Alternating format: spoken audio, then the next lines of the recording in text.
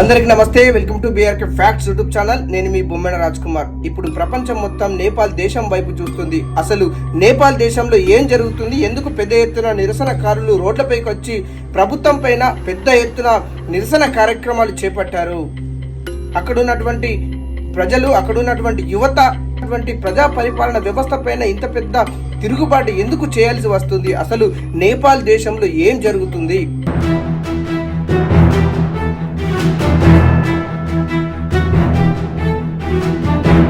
దేశంలో ఉన్నటువంటి యువతంతా జెన్జీ ఉద్యమం అనేటువంటి కార్యక్రమాన్ని అయితే చేపట్టారు. ఈ ఉద్యమం ద్వారా ఒక పెద్ద విప్లవాన్ని సృష్టించారు నేపాల్ దేశంలో.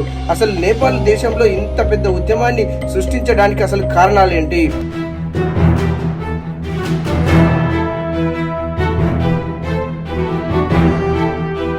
అక్కడ ఉన్నటువంటి యువతకు కానీ, అక్కడ ఉన్నటువంటి ప్రజలకు కానీ ఎలాంటి ఉపాధి లేకుండా, ఉద్యోగ అవకాశాలు లేకుండా ఆ దేశ నాయకులు ఎవరైతే ఉన్నారో వారి యొక్క సొంత లాభాల కోసం ఆ దేశాన్ని, ఆర్థిక వ్యవస్థను కుప్పగూలేటువంటి పరిస్థితులకు తీసుకొచ్చారు.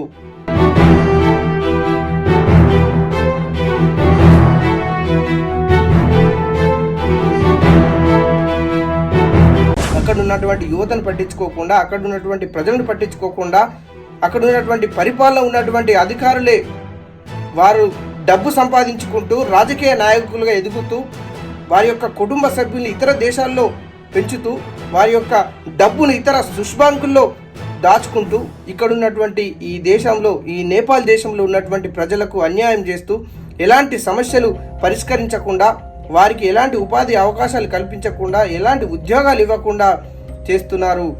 వారు ఉద్యోగాలు లేక, ఉపాధులు లేక ఇతర దేశాలకు వలసలు పోయి, కూలీలుగా పోయి అక్కడ అనేక విధాలుగా ఇబ్బందులు పడుతున్నారు. ఇప్పుడు ఈ ప్రభుత్వం చేస్తున్నటువంటి ఈ నిర్లక్ష్య వైఖరి మీద ఆ దేశ ప్రజలు, ఆ దేశ యువత ఈ జెన్జీ ఉద్యమం చేపట్టి ప్రభుత్వం పైన పెద్ద ఎత్తున నిరసన కార్యక్రమాన్ని అయితే చేపట్టింది.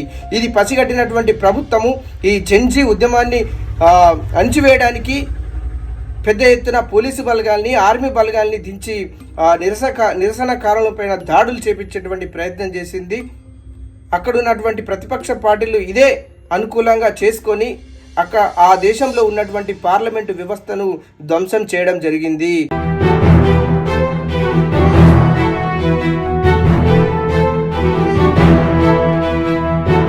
ఇదంతా ఈ జెన్జీ ఉద్యమం చేసేటువంటి ఈ వ్యక్తులే చేశారని అక్కడ ఉన్నటువంటి పోలీస్ బలగాలు, ఆర్మీ బలగాలు జెన్జీ ఉద్యమం పైన దాడి చేయడం జరిగింది. ఈ దాడిలో దాదాపుగా 16 మంది చనిపోవడం అయితే జరిగింది. ఇంకా అనేక మంది గాయాల పాలయ్యారు.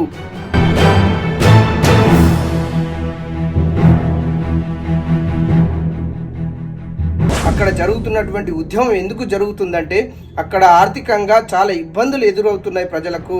అక్కడ ఉన్నటువంటి ప్రజలు ఎవరైతే ఉన్నారో ఆ ప్రజలకు ఉన్నటువంటి సమస్యలు పట్టించుకోకుండా, ప్రజాపాలన ఉన్నటువంటి అధికారులు, రాజకీయ నాయకులు ప్రజల సమస్యలు పట్టించుకోకుండా కేవలం వాళ్ళ ఆర్థిక లాభాల కోసమే ప్రజల్ని మభ్యపెడుతూ, వారికి ఎలాంటి ఉపాధి అవకాశాలు లేకుండా, ఉద్యోగాలు ఇవ్వకుండా ప్రజల్ని అనేక విధాలుగా ఇబ్బంది పెట్టేటువంటి పరిస్థితులు చూసి అక్కడ ఉన్నటువంటి యువత జెన్జీ ఉద్యమం అయితే చేపట్టింది.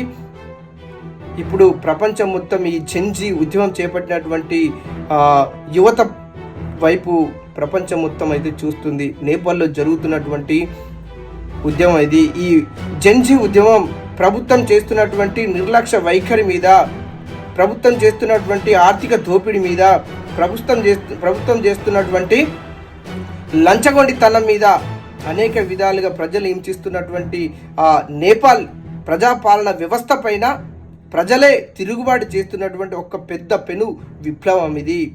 ఇప్పుడు అక్కడ ఉన్నటువంటి ప్రజలంతా మేల్కున్నారు, అక్కడ ఉన్నటువంటి యువతంతా మేల్కున్నారు. కాబట్టే అక్కడ పెద్ద ఎత్తున నిరసన కార్యక్రమాలు చేపట్టారు.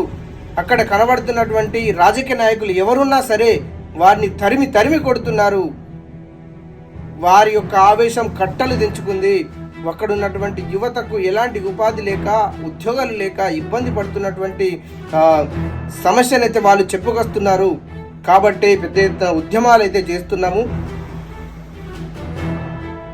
ఇక్కడ ఉన్నటువంటి ప్రజా పరిపాలన వ్యవస్థ పైన తిరుగుబాటు చేస్తున్నామనేటువంటి వాదన అయితే పెద్ద ఎత్తున ప్రపంచం మొత్తం వినబడుతుంది. నేపాల్లో జరుగుతున్నటువంటి జెన్జీ ఉద్యమం, ఈ ఉద్యమాన్ని అణచివేయడానికి అక్కడ ఉన్నటువంటి ప్రభుత్వము, అక్కడ ఉన్నటువంటి కేంద్రం, పోలీసు బలగాలు అనేక విధాలుగా ఈ ఉద్యమకారుల మీద చర్యలు చేపడుతూ ఈ ఉద్యమాన్ని అణచివేయేటువంటి ప్రయత్నం అయితే చేస్తుంది. అయినా వాటినన్నిటిని ధిక్కరిస్తూ పెద్ద ఎత్తున ఉద్యమం అయితే ఈ జెన్జీ ఉద్యమం అయితే చేస్తుంది.